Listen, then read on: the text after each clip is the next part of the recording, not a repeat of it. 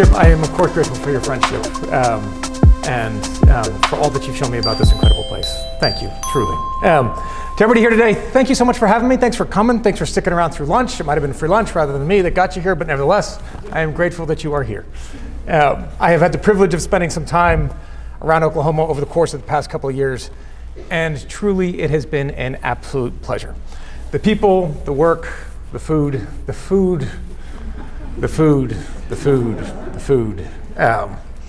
This place is something special. And I hope you all feel the same way about Boston, particularly in 2 weeks when we come back and crush your hopes and dreams with that NBA title.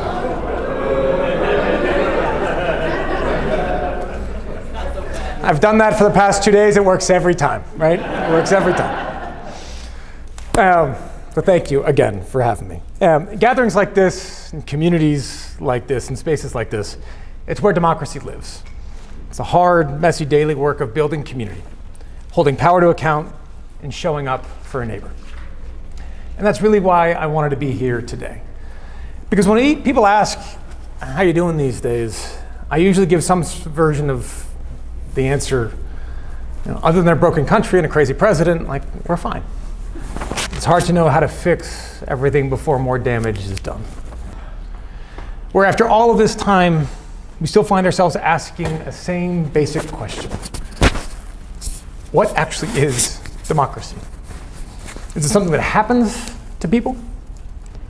Or is it something that you do? Well, I think Oklahoma actually gives a pretty good answer. Your history is filled with stories about the doing that makes democracy real. First, an obvious example, perhaps, is Greenwood, Black Wall Street. A thriving community, center of Black entrepreneurship, of culture, of success, built from the ground up by people who believed in the promise of this country, even when that promise wasn't extended to them. And then destroyed, burned, and erased by in one of the most horrific acts of racial violence in American history. And now, the work of commemorating, of preserving, of reclaiming a legacy that they tried to erase. It's the story of American democracy, about the ongoing work of trying to keep promises that have been made, the act of picking up pieces, of putting one foot in front of the other, of doing the next right thing in moments where the horizon feels shrouded in darkness, and the refusal to accept a painful chapter as the end of our story. Then there's Clara Luper. She didn't ask for permission or wait for change from Washington. She sat at that lunch counter for days, to the ugliness spewed by bigotry, responding when confronted with dignity and grace. She knew that she was enough. She organized where she was with who she had. She created a spark that changed our country. This is the tradition that you all inherit, the legacy that brings us here today. When there is no question that we are facing a uniquely difficult moment for our democratic values and the ones that we hold most dear. But we didn't get here by accident or some fluke. You all know this better than most. That for decades, anti-democratic forces have been organizing in places like Oklahoma, across the Deep South, across Appalachia, the Plains, building power patiently, consistently, locally. They invested strategically in state and local officials, in school boards and state legislatures, in courts. They built networks of influence that don't turn on and off every 2 years or 4 years or with an election cycle, but they operate every single day, even if there isn't an immediate election to win. Meanwhile, too many on the national stage who believe in justice and equity and democracy have decided that some places were just too tough, too hard, too distant, too far gone to bother showing up. So the opposition's success has been devastating for all of us. Gutting key protections from the Voting Rights Act and opening the door to a wave of voter suppression across the entire nation. Rolling back bodily autonomy some 50 years under the guise of states' rights. weakening the ability of federal agencies to protect workers and consumers and the environment, taking power away from the public and giving it to those with the most resources and influence. We know that power abhors a vacuum. Someone, something will fill it. And that is why we created Groundwork Project. It's at Groundwork, we believe in something simple, but fundamental. That real power has to be rooted in the communities that it serves. That you can't build from a distance. You do it by investing directly in the people doing the work, on the ground, day after day. Local organizers, and community leaders, and trusted voices. We invest in people who aren't showing up because there's a campaign, but because it's their home. And it's their home 365 days a year. At Groundwork, we say that we show up in the real battlegrounds. The fight isn't over one candidate or one election, but over the future of democracy itself. The work isn't flashy. It's not what you see in breaking news headline, and it does not produce overnight wins, although we wish it did. It's about building, day in and day out. About earning trust. About creating relationships that last. Patient, incremental victories that have always been the pulse and promise of what democracy really is. And here in Oklahoma, that fight is very, very real. That opposition is real too. And the wins are real too. Every day, we at Groundwork are blown away by the organizations that we are proud to support. Organizations that show up, that do the work even when, and especially when, it is really hard. Folks like the Oklahoma Parents Legislative Action Committee, taking case on separation of church and state all the way up to the Supreme Court and winning. The Foundation for Liberating Minds, right over there, serving breakfast to their East Side neighbors to build up community and build up each other. The Red Dirt Collective in Norman, running both community gardens and ICE response trainings. Rock the Native Vote, lifting up voices to ensure conversations about tribal IDs and access to the ballot box are not ignored. The Julius Jones Institute, continuing their push for justice and accountability in a system that too often resists both. Freedom Oklahoma, creating space for every young person to lead with dignity and freedom from fear. Action in Tulsa, delivering over 650 letters to the governor from community members concerned about immigration enforcement in their communities. And of course, Let's Fix This, bring people together in spaces like this one to turn frustration into action. Oklahoma, you guys do this work so well. It's a tradition that you share with folks in the nooks and crannies across our country, in the hollers and homes around our nation. And the other places that Groundwork is proud to show up. In Mississippi, where organizers are defending the rights of low-wage workers across the Mississippi Delta. In West Virginia, where partners are standing up to out-of-state private equity firms that are raising rents in mobile home parks. In Alabama, where communities are fighting to draw fairer maps and organizing in newly drawn districts. Different places, yes. Different challenges, perhaps. Same principle. Democracy is something we do. But we also have to be honest about what that actually asks of people. Because showing up, of course, sounds simple, but it's not. Not when your history is banned from classrooms. Not when systems are designed to keep you out. Not when your vote is suppressed, your identity denied, your funding cut off. Not when your community has literally been burned to the ground. In those moments, showing up isn't participation. It's courage. It's sacrifice. It's Clara Luper at a lunch counter for 3 days, studying while she waits, because she was going to make the most of that time. It's organizers knocking on doors that may never open. It's the tough conversations with family and friends about the need for change. It's community leaders holding and building something from nothing, again and again and again. And it's all of you doing this work. For far too long, you've been grinding away in a struggle to push our country to live up to promises, yet denied resources that could make that fight a little easier. You've been told that we'll get to you just as soon as we win that other race. It's a swing seat, it's a swing state, it's a battleground. It's essential to count to 270. You understand. We'll get back to you at some point, but keep up the good work. National parties, national organizations, national donors, they show up when it's convenient, and they left when it wasn't. But you all didn't. You stayed. You keep showing up. And that's why this moment, as difficult as it is also one of unique possibility. Everyone here feels that this is different. We aren't on the edge of change, but we are in it right now. We need each and every one of you, because your future is too precious to leave it to somebody else to write. Oklahoma knows what happens when someone tries to take that pen from you. You know what it takes to keep on trying, to take care of each other, to build something together. That wisdom and steadiness, and faith and grit is how America claws its way back to decency and grace. And it lives here in rooms like this.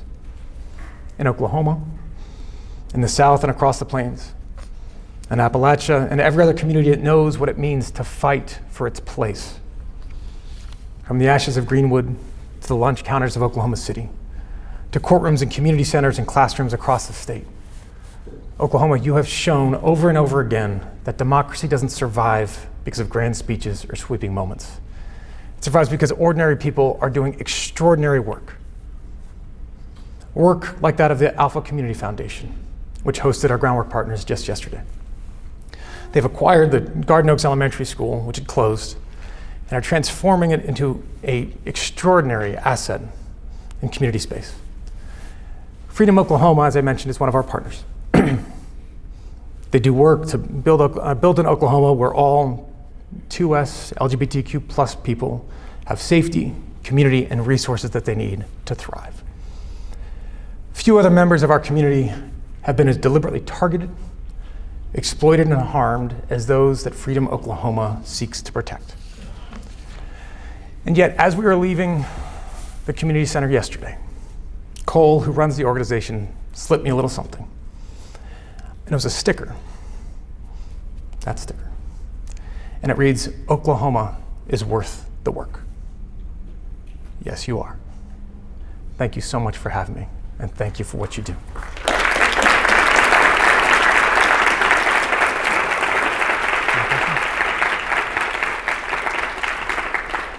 You can stay there. Great.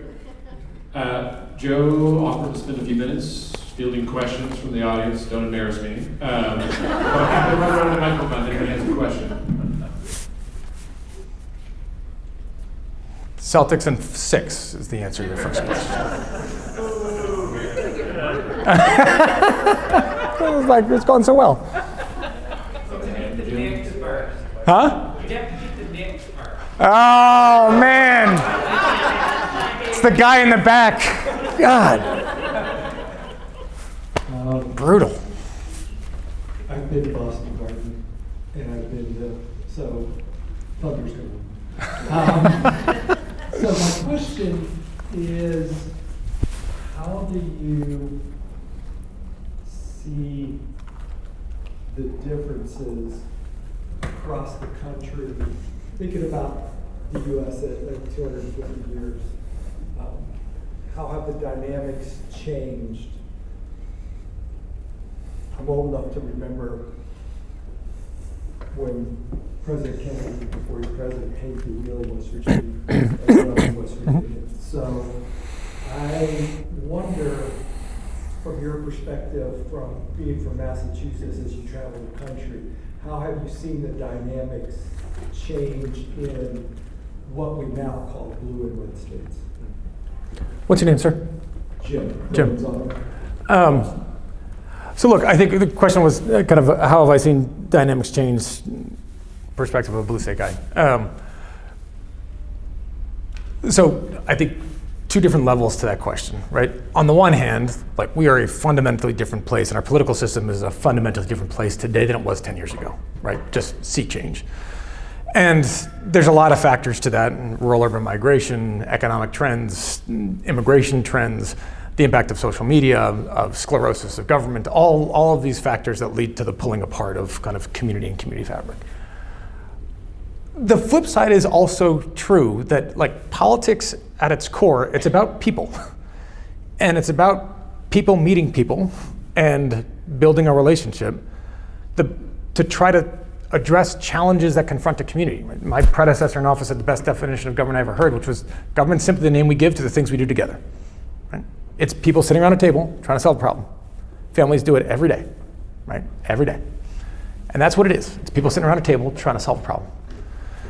And so, you know, best advice I ever got was in my first race, one of my first events, kind of an old guard family member. I was terrified. He did a big event for me in Washington, D.C., and I was like, I thought my campaign was over after the first day because I was like shaking. I was so scared to like flop on my face in front of these kind of titans of government. And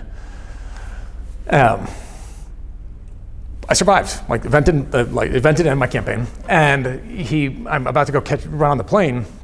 I'm going to catch a plane, and a host pulled me over to the side and I said, "Sir, thank you so much. I'm so grateful for your help." He said, "Shut up."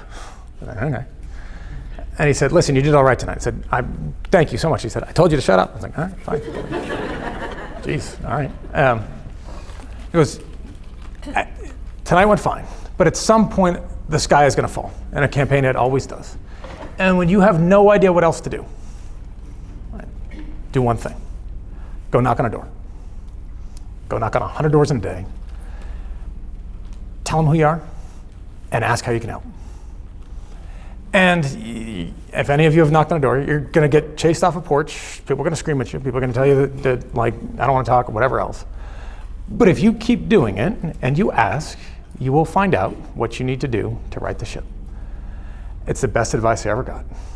Because when push comes to shove, whether you're talking about social media or ad campaigns or whatever else, it is about a candidate trying to make a connection with a person and trying to convince that person that they understand their community, their needs, their desires, their challenges, and that we can use the powers of government to help. And that hasn't changed. And so what do we need to do? We need to adapt what hasn't changed to fit what has. The last thing I'll say is I have been a consistent, and I think perhaps ever louder voice over the course of the past several years to the greater powers that be in a Democratic Party world, elected and unelected, to say that if you really want to know how to right this ship, if you believe that a Democratic Party has lost its way, that we don't know where that grounding actually is, going back to the people that have stood by your side in your base communities through thick and thin and asking them what's gone wrong, as loyal and as important as those folks are, they're not going to give you the answer because they're still with you. The places where you need to go are the places that you haven't been, and the places that were with you but now aren't. So that when we say renewable energy and you hear job loss, like, okay, well, let's unpack that. Right? When we say dignity and you think, you know, boys playing girls sports, let's unpack that. Like, let's actually get into what it is that is affecting your community and ours to see how we can actually frame these issues and talk about them and have a real conversation with voices that you trust from your community because they are proximate. They're not some guy from Boston coming in and telling you something else. They're a neighbor, they're a principal, they're a pastor, and you know them, and it's their home too. And the best thing a democratic world can do at the moment is find those people and support them such that they can spread and channel that message back. And I don't think we've done a very good job of that. Thank you, Jim.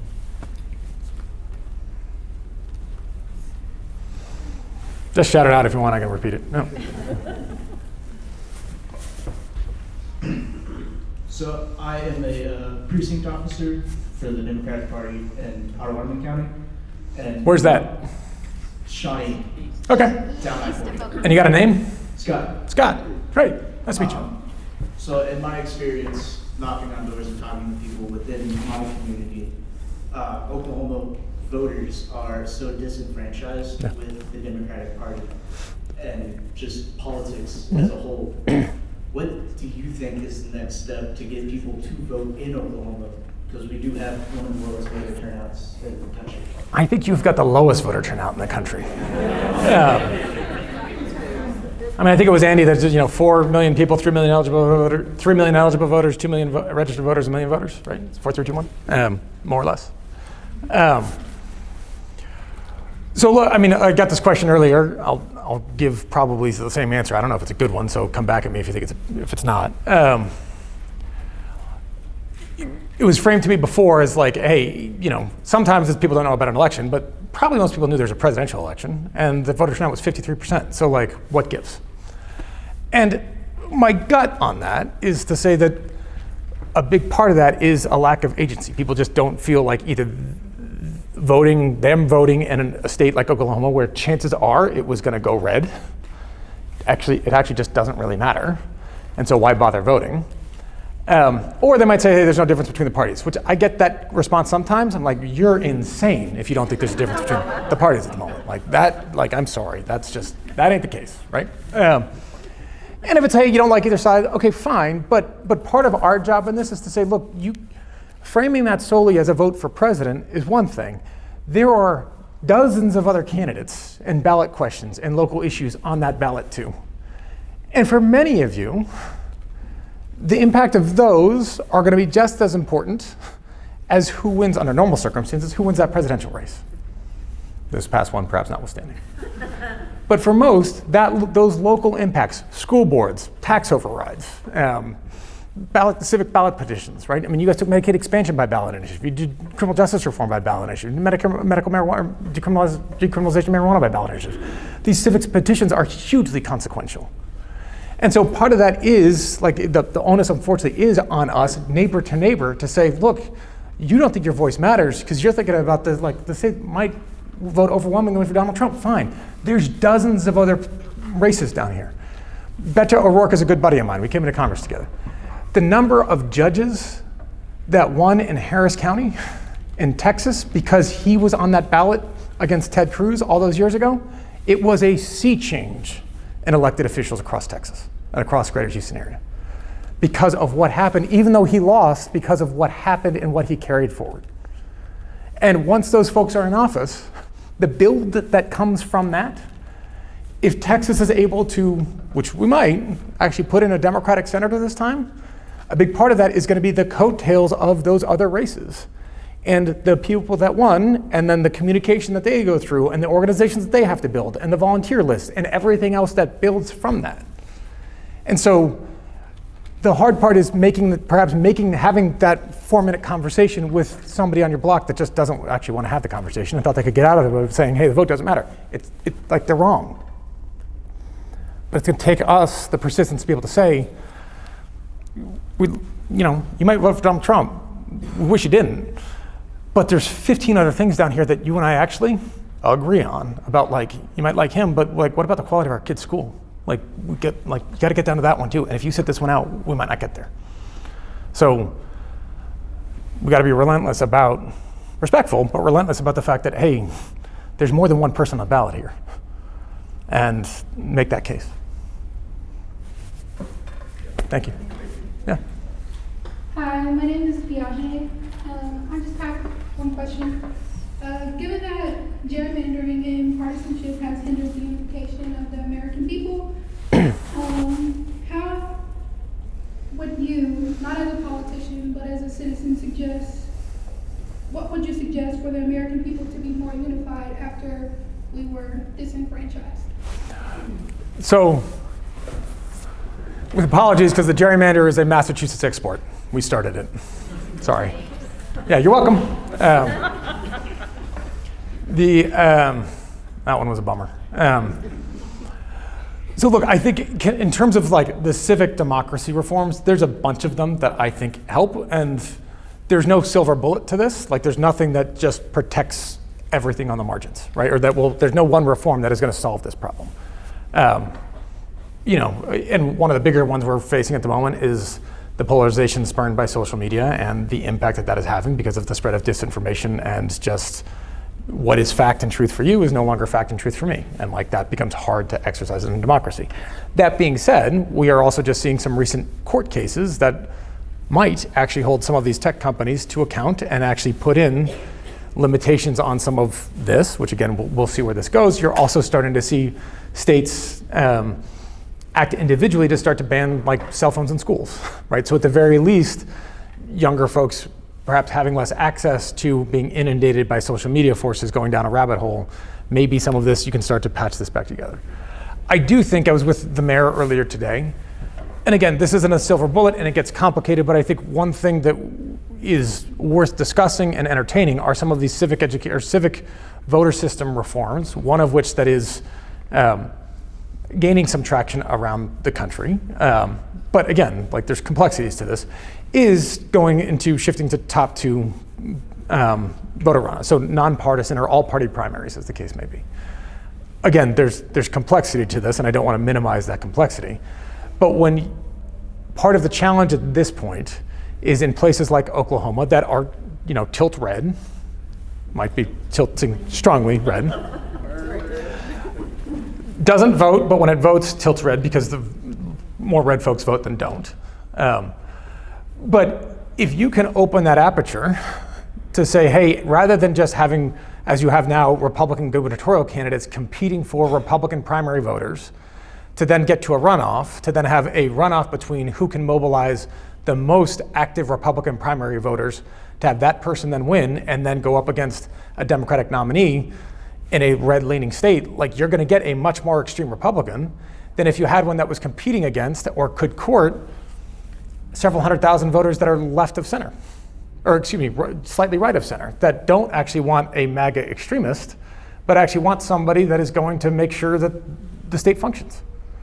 And so if you create the incentive to actually speak to more voters and actually address more, I do think the population is more in a bell curve of like, there's a silent middle there that just wants things to work, right? They're busy raising kids, they're busy going to work, they're busy taking care of things. Like this stuff kind of matters, but like what matters most is like, are my kids safe and healthy in a good school?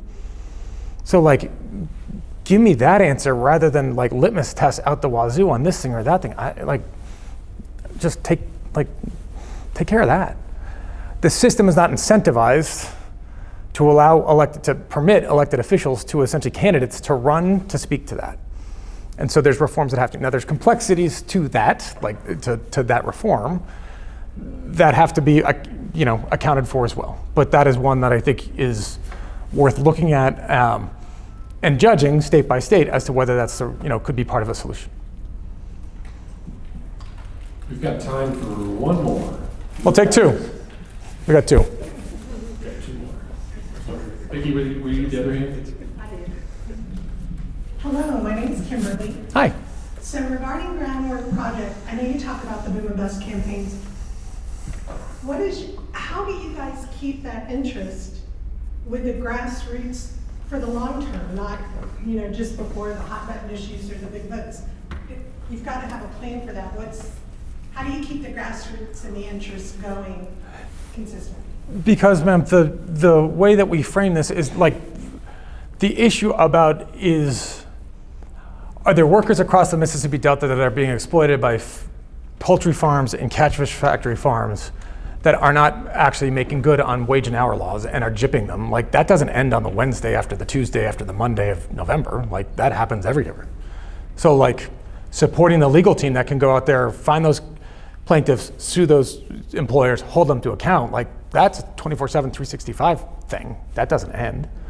When you have an organization in the STEPS Coalition that is in Biloxi, in Gulfport, I mean, you guys know a story like this. You might not know this specific one. Hurricane Katrina wiped out not just New Orleans Gulf Coast, but it wiped out the Biloxi area almost as bad, if not worse, candidly, than it hit New Orleans. A huge swath of the affordable housing stock went underwater, got washed away. Congress appropriated a couple, I think over $100 million to go back to rebuild the affordable housing stock. You know what happened to it? Went to a defense contractor to build up a Navy base. Yeah, right? So a bunch of local organizations got together and formed the Stopes Coalition to actually advocate for affordable housing and economic development, environmental preservation around Biloxi and the Gulf Coast. That stuff doesn't end after, like, it's been well over a decade. They're still there. Why? Because the community still need it. So when you frame this over community need, like, that doesn't end. When you frame it around community engagement and community activism around, yes, a policy outcome, but the fact is that even if you address one policy, like, even if they were able to get that $100 million back to start building, that doesn't end all of the rest of the injustice and discrimination and all of the horrible stuff that's happening to those communities across the Gulf Coast of Mississippi. There's plenty of other stuff that's gonna keep them busy. But the ability to connect, bring that community together and provide them the resources to increase that connectivity is gonna increase their political power to be able to hold that system to account. So where we frame this is not to say, hey, well, the ultimate goal here might be a policy change or an investment, a government investment. It's not going to end even when that happens. And as we've seen, I mean, some of you, we were talking earlier about the Alabama Solution, the documentary, right? There was a huge push during COVID for COVID relief funds. And a huge investment that was made across the country to try to make sure that communities were able to survive through it. Some of you that have seen that movie, what did Alabama do with $1 billion of unspent money? Put it to go build a prison. So even if you thought there and said, hey, we won because we appropriated money to do this, like, they were like, thanks very much, we're gonna go build a supermax prison that then, after we lock more people up, we can put them to work and profit off of their work, because Alabama still, there's an exception to the prohibition of slavery in our Constitution, so that amendment does not apply if you are incarcerated. So they can still get paid $1 a day and have the rest of that profit go to a contractor working through that prison. So, like, even if you got the money, even if you did this, it doesn't end. And so what we try to do is invest in those folks that are framing this not as a policy solution, but as a way to continue to grow community. I said one more, sorry, Andy. You got one, yeah. I don't know if you're gonna wanna hear this. Why not? I come from a journalism background. We still believe in freedom of speech. I've been charged with asking, what do you think of RFK Jr.? You're right about that.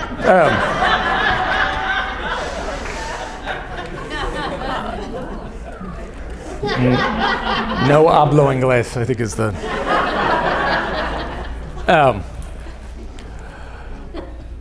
Look, I think in all seriousness, I would say, and I speak for me personally, I don't speak for any other member of my family, I don't speak for anybody else. It's been hard, right? And it's been,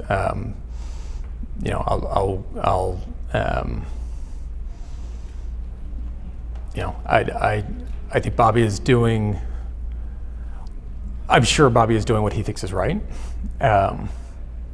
I assume that there's some things that Bobby is doing that I agree with. There's a lot of things that I don't.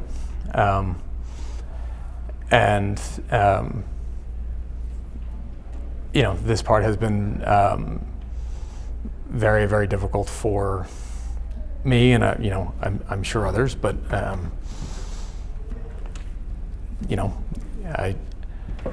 I hope.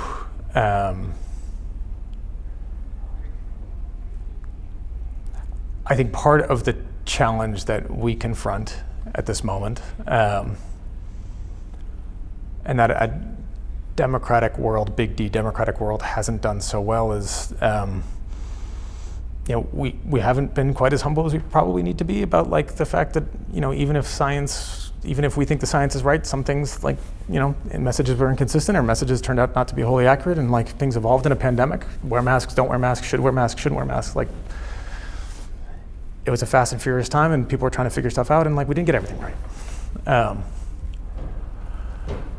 And so acknowledging the fact that when you're trying to talk to communities about, like, what they need to do or how to best protect themselves, even if it's coming from the best place, if you get that wrong, there's going to be consequences to that.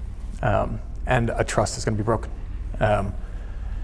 And so what I take from this moment, whether it's what I see coming out of HHS or plenty of other aspects of this administration, is individuals and an administration taking advantage of that ruptured trust and part of the reason why I do believe that groundwork is such an important piece to this is, even if tomorrow you said you could appoint an entirely new cabinet and you had a different president of the United States, even if we did that, that doesn't solve the fact that a whole lot of people aren't going to trust what the smartest, best intentioned, evidence-based practices are going to say is going to make our country stronger, healthier, more resilient, and better.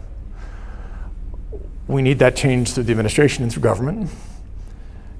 We need to empower influence, I'd say influencers, but just trusted people that actually, doctors at community health centers, local leaders that can translate, what is going on down to community members, and then like our work is going to be to link. You get the leadership right up here, you find the folks that actually have the trust down here, and then you got to link them. And we can't do this yet. We can do this, and we can figure out how we can best create those linkages when we have the chance to put the right people in place that we think are going to give, better advice about what it is that we all want, which is safe, healthy, resilient, and vibrant communities where kids are going to be safe and families are safe. And there's, I got 2 little kids, right? Like, there is the one thing I am certain of across humanity, is that there's nothing a parent won't do for a child. So when you try to come at this and say, hey, evidence is like, if you're trying to get between a parent and child, it's because the parent has to trust that whoever's in between them is going to do a better job caring for them than they would. There's an expertise there that they have, that a doctor has, that somebody else has, that I don't. I trust that medicine because of my own background and experience, and I live in Boston, Massachusetts. We're in a fortunate place. I know dozens and dozens of doctors. I trust them. They're good friends of mine. If you're not in that same environment, do you? Maybe you don't.